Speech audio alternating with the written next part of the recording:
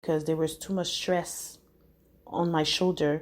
Et le stress est le numéro 1 des causes des fausses couches. Donc, c'est un message que je passerai à des femmes. Évitez toute forme de stress quand vous êtes enceinte parce que c'est tellement pas nécessaire, c'est tellement pas bon à vivre. Votre santé prend un coup. Et puis, votre corps vous parle aussi. Fait que, ceci dit, j'allais chaque matin voir mon frère, passer du temps avec lui, donner des blagues. J'ai toujours merci Seigneur qui était bien entouré. Il y avait juste eu un incident un soir comme ça. Mais il y a eu 2 incidents, je vais aller avec le premier.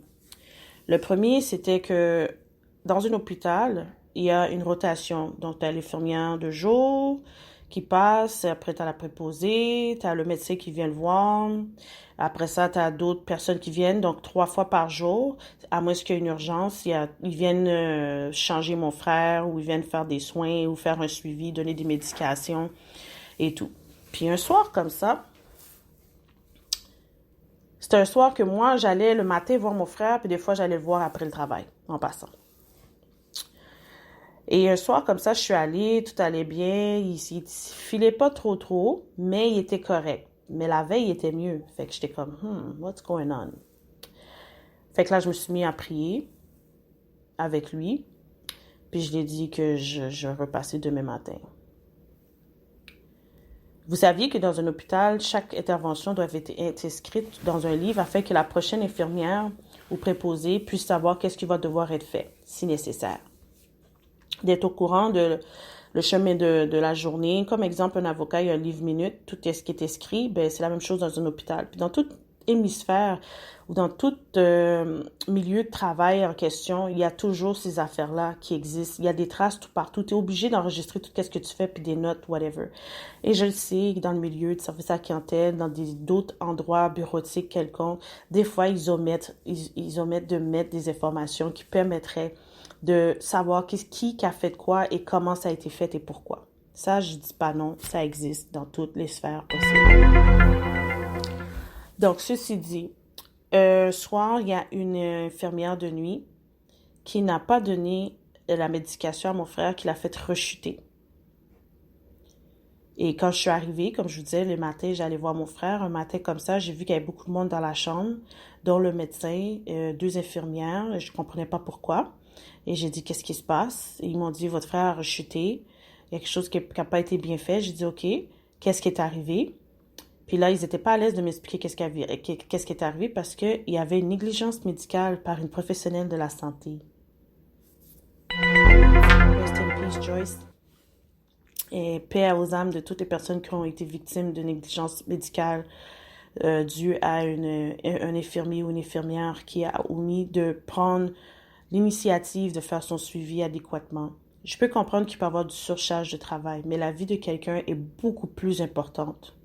Je préfère qu'une infirmière prenne 5 minutes de pause, puis elle s'assoit, puis elle relaxe, elle prend une bouffée d'air ou elle va dehors prendre une cigarette, puis qu'elle poursuit sa journée pour s'assurer que chaque patient est bien traité.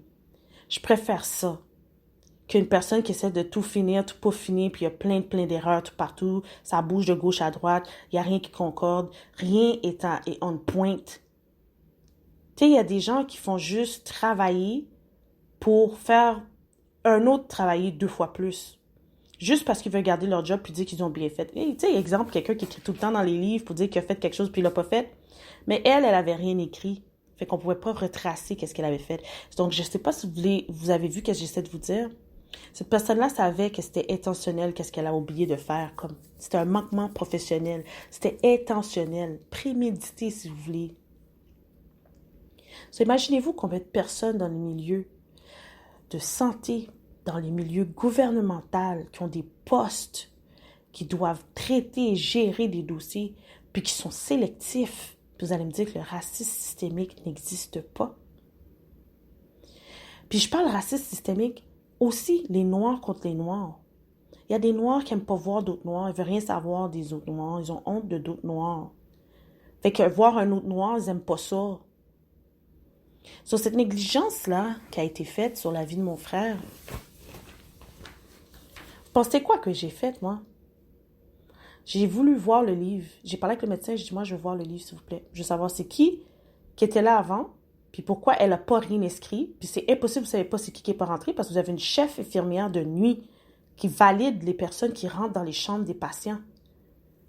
Donc, il y a quelque chose qui a été fait, là. Puis je pense pas que c'est juste une personne qui a mal fait. Il y a quelqu'un d'autre aussi qui a mal fait quelque chose. Ils m'ont donné le droit de voir le livre en passant, guys. Il faut insister. Parce que votre vie vous appartient. Puis cette vie-là, elle est précieuse. C'est un cadeau. Même si ta vie shift, c'est plus comme avant, c'est still un cadeau, guys. Puis je veux que vous preniez ça en considération. Ça, c'était l'événement 1.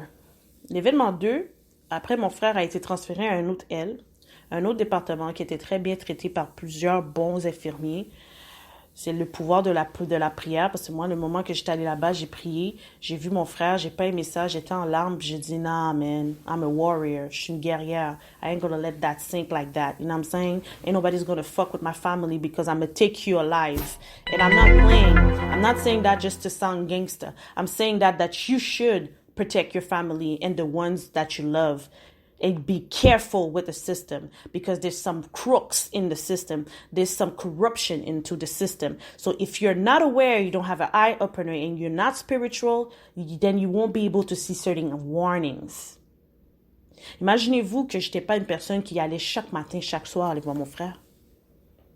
How would I feel today? L'autre incident qui a été transféré à un autre département, puis je vais parler de ça parce que c'était intriguant comme expérience. Puis je vais développer sur ça. Puis en même temps, je vais clôturer le sujet parce que c'est un sujet que je trouve que je vais envisager de le faire avec mon frère, probablement pour qu'il parle lui-même de son expérience le mieux qu'il peut. Pour que vous puissiez avoir l'effet du patient puis l'effet familial qui est à l'externe. Il a changé de département, puis il y avait une madame, puis un monsieur qui était qui avait un cancer qui se développait de manière progressive.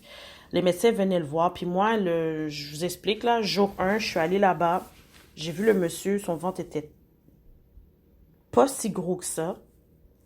Il arrivait quand même un peu à marcher. Ça, c'est jour 1.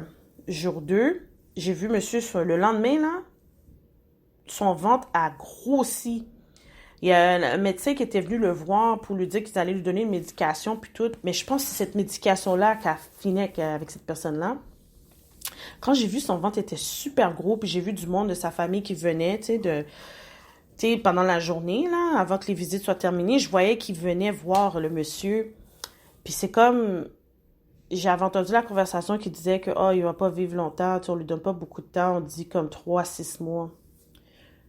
Jour 3, je m'en vais voir mon frère et le monsieur est décédé. Le monsieur est décédé. Bon, c'était un peu bizarre, dans la chambre où ça, mon frère était. C'est une chambre avec d'autres patients qui étaient dedans. Et puis, vous savez, dans les hôpitaux, pour ceux qui sont plus ou moins, qui savent ou qui sont plus ou moins connaisseurs au niveau spirituel, lorsque ce monsieur est décédé, il y a eu 3 hommes habillés en noir, chevaliers de colon, j'imagine bien, probablement, qui sont venus autour de lui avant qu'on puisse le prendre, puis l'amener à un autre département dans l'hôpital. Ma question, c'était, pourquoi? Pourquoi ces 3 hommes-là sont venus autour de lui avant que sa famille puisse le voir? Qu'est-ce que ces hommes-là ont fait? Je ne vais pas développer sur ce sujet-là. No. Mais c'est un possédé bien. Vous savez, le papier vous signez à l'hôpital, vous donnez le droit à l'hôpital d'administrer, faire les soins nécessaires à bon le semble sur vous, jusqu'à temps que vous quittez l'hôpital. Ils sont responsables de vous. Mais qu'est-ce qui se passe avec la personne qui est décédée? Quelles sont les étapes avant que la famille puisse le voir ou savoir qu'il est décédé? Quand la personne est morte, tu n'as pas signé le don d'organes. Est-ce que nous, on sait si on peut enlever ses organes? OK, c'est vrai, il y avait le cancer, mais pour quelqu'un qui n'a pas le cancer, est-ce qu'on sait s'ils n'enlèvent pas les organes puis ils les vendent? Qu'est-ce qu'il dit l'hôpital en question? C'est pas une autre industrie de don d'organes qui semble être normale et légale, mais que dans le fond, il y a plein de choses illégales qui se passent. D'ailleurs, notre insu. Avez-vous pensé à cela un moment?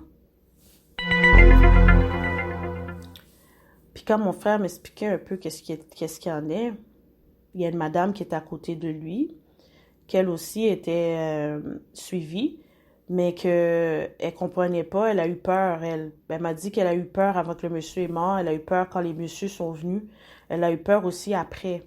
Donc l'ambiance dans la chambre était vraiment comme... Ça sentait la mort. Quand je dis sentait la mort au niveau énergétique. Puis comme je vous dis, moi j'allais tout le temps voir mon frère, right? Puis cette journée-là, j'ai prié dans la chambre. J'ai prié sur mon frère.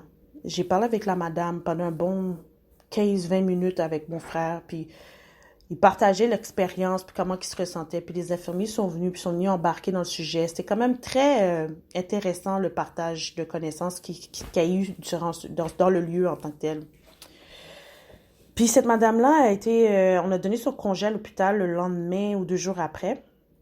Puis elle a laissé une enveloppe d'argent pour mon frère. Puis l'enveloppe d'argent a été laissée sur la table de mon frère. Puis nous, la famille, on était là, on était venus apporter du manger haïtien. Mon frère mangeait, mes sœurs étaient là, la famille était là au fait, OK? Puis la famille était là pendant qu'on était en train de manger dans l'autre pièce. Il y a quelqu'un de mal intentionné qui a pris l'enveloppe d'argent dans la chambre de mon frère, qui était une préposée. Une préposée qui a été très malhonnête en passant parce que à cause que l'autre madame qui était toujours dans le coin où ça que mon frère dormait, fait qu'elle voyait tout le monde qui rentrait puis sortait, mon frère la même chose, right? Fait que là, elle a eu son congé, fait que là, il n'y avait plus personne qui était assigné à cet endroit-là. Fait qu'il y avait juste mon frère qui était dans cette section-là, fait que l'autre section, il y avait un gros rideau, fait que la personne ne peut pas voir ce qui se passe. Fait que cette personne a pris l'argent de mon frère, right? Puis là, quand on arrive pour partir, on arrange la chambre de mon frère et tout, on voit que l'enveloppe est plus là. On dit, qu'est-ce qui s'est passé? Là, on va voir au comptoir. On dit, il y a quelqu'un qui a volé l'enveloppe d'argent de mon frère dans la chambre.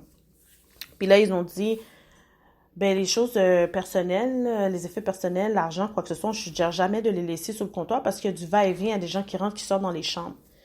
J'ai dit, ça veut dire que vous avez du personnel qui est malhonnête, hein, en passant. Vous imaginez-vous le travail qu'ils font dans l'édifice, dans l'établissement?